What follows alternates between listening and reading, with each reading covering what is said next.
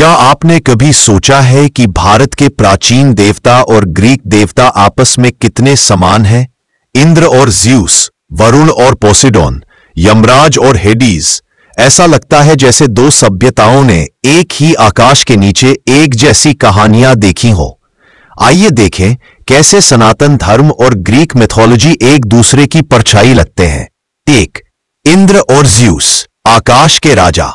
इंद्र बिजली और वर्षा के देवता, ज्यूस वही शक्तिशाली देवता जो आकाश से न्याय बरसाते हैं। दोनों के पास वज्र, थंडरबोल्ट और दोनों ही स्वर्ग के शासक। वरुण और पोसेडोन, समुद्र के स्वामी, दोनों ही समुद्र और जल के अधिपति। जहां वरुण धर्म और सत्य के रक्षक हैं, वहीं पोसेडोन तूफानों और लहरों के नियंत्रक। 3. अग्नि और हेफेस्टस, अग्नि के देवता। अग्नि विधि का माध्यम है जो स्वर्ग और पृथ्वी को जोड़ते हैं। हेफेस्टस आग और धातु के देवता जो स्वर्ग के शस्त्र गढ़ते हैं। दोनों ही सृजन और ऊर्जा के प्रतीक। यमराज और हेडीज, मृत्यु के अधिपति। मृत्यु दोनों सभ्यताओं में भय नहीं, न्याय का प्रतीक है।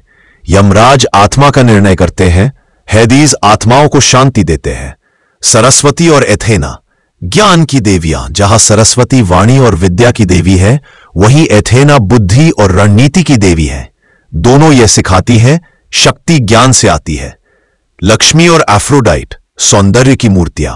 लक्ष्मी समृद्धि की देवी, एफ्रोडाइट प्रेम और आकर्षण की।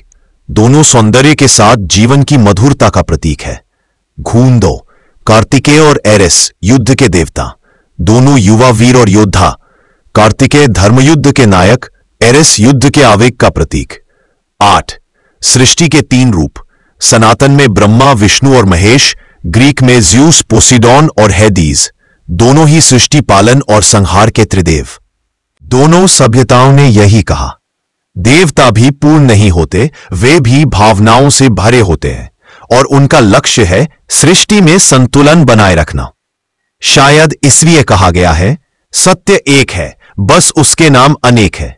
एक ही दिव्यता, बस अलग भाषाओं में कही गई।